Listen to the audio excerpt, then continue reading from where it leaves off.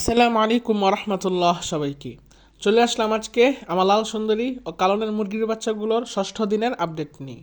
আলহামদুলিল্লাহ, আপনারা দেখতেই পারতেছেন যে আমার লাল সুন্দরী মুরগির বাচ্চাগুলো আজকে ছেড়ে দিছি। ওদের একটু মানসিক শান্তির জন্য মূলত ওদেরকে ছেড়ে দিছি। মাশাআল্লাহ, দেখেন এখন খাবার খাচ্ছে, একবারে খাবার খেতে ওরা ব্যস্ত আছে। একবারে সারি নাই, ছাদের মধ্যে একটু ছাড়ছে, আবার একটু পরে খাঁচায় আটকিয়ে ফেলবো। তো মাশাআল্লাহ দেখেন, আলহামদুলিল্লাহ আজকে ষষ্ঠ দিনও আলহামদুলিল্লাহ আমার সবগুলো মুরগির বাচ্চাই সুস্থ আছে। আর কালনকেও আমি একটু পরেই দেখাবো।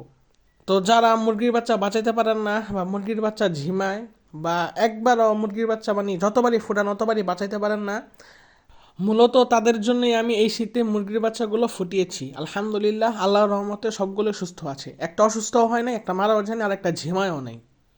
আর কোনোটার মধ্যেও কোনোটার অসুস্থতার লক্ষণ দেখা যায়নি। আলহামদুলিল্লাহ, সবই আল্লাহর রহমত।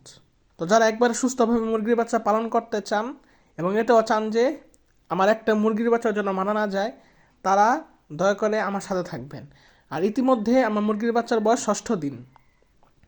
তো আমি প্রথম দিন ওদেরকে সাদা পানি দিয়েছিলাম, আর দ্বিতীয় দিন থেকে পঞ্চম দিন পর্যন্ত ওদেরকে আমি মেডিসিন দিয়েছি। কি কি মেডিসিন দিয়েছি এই ভিডিওটা দয়া করে দেখে নেবেন। এখানে আমি দ্বিতীয় দিন থেকে পঞ্চম দিন পর্যন্ত কি কি মেডিসিন দিতে হয় সেটাই আমি দেখিয়েছি। আর আজকে হচ্ছে ষষ্ঠ দিন, আজকে আমাদেরকে সাদা পানি দিয়েছি, শুধু সাদা পানি। তারপরে ইনশাল্লাহ অষ্টম দিন থেকে আবারও মেডিসিন দিব। কি কি মেডিসিন দিব সেটা জানার জন্য দয়া করে চ্যানেলটাকে সাবস্ক্রাইব করে পাশে থাকবেন। তো প্রত্যেকটা ভিডিওতে আমি এই কথাটা বলি, কারণ হচ্ছে যারা আমার এই ভিডিওটা নতুন দেখতেছে শুধুমাত্র তাদের জন্য এই কথাটা বলা। তবে যারা আমার ভিডিও রেগুলার দেখেন তারা দয়া করে বিরক্ত হবেন না, কারণ যারা নতুন দেখতেছে তাদের জন্য এটা বলতেই হবে। আর আপনারা তো জানেনই যারা রেগুলার দেখেন। তো আশা করি বিরক্ত হবেন না। যদি বিরক্ত হন দয়া করে কমেন্ট করে জানাবেন। আর এই যে দেখেন মাশাআল্লাহ আমার কালনের মুরগির বাচ্চাগুলো আলহামদুলিল্লাহ ওরাও সম্পূর্ণরূপে সুস্থ আছে। আর ওরাও এখন খাবার খাচ্ছে, দেখেন মাশাআল্লাহ। তো দেখলেনই তো যে মুরগির বাচ্চা পালন করা কত সহজ, কোনো বাড়তি ঝামেলা নাই। তো আপনারা শুধু শুধু বাড়তি ঝামেলায় জড়ান, সেটা আমার কিছু করার নাই। আপনারা ব্রুডিং সিস্টেমে যান, ইনকিউবেটরে বাচ্চা ফোটান, আরও দুনিয়ার টান, আরও দুনিয়ার খরচ, এত ঝামেলা যাওয়ার তো কোনো দরকার নাই। এভাবে পালেন আল্লাহর রহমতে ইনশাল্লাহ কিছুই হবে না। সেই ব্রুডিং সিস্টেমও মেডিসিনই লাগে, আর এভাবে পারলেও সেই মেডিসিনই লাগে। আর এভাবে পারলে মেডিসিনও লাগে না, শুধুমাত্র যদি ম্যানেজমেন্টটা ঠিক রাখেন ইনশাল্লাহ কিছুই হবে না। ম্যানেজমেন্ট, বাসস্থান আর পরিষ্কার পরিচ্ছন্নতা, কোনো অ্যামোনিয়া গ্যাস যেন সৃষ্টি না হয়, ওদের ঠান্ডা লাগে এরকম কোনো জায়গায় রাখবেন না। আর কালনকে এই জায়গায় রাখছি এখন, কারণ হচ্ছে কালনের বাচ্চা শুধু খালি বের হয়ে যায় ওই খাঁচা থেকে।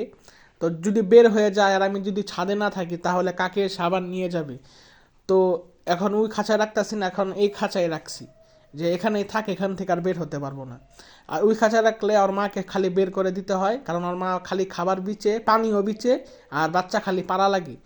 তো বাচ্চা পাড়া লাগলে বাচ্চা মারাই যেতে পারে যে কোনো টাইমে, আমার কারণ হচ্ছে একটু বড় সাইজের মুরগি, তাই ওর পাড়া পড়লে বাচ্চা যে কোনো টাইমে মারা যেতে পারে। তাই ওই খাঁচা থেকে বের করে এই খাঁচাই রেখে দিছি। আচ্ছা, তাহলে আজকে আর বলার মতো কিছু নেই, এখানেই ভিডিওটা শেষ করছি। আসসালামু আলাইকুম।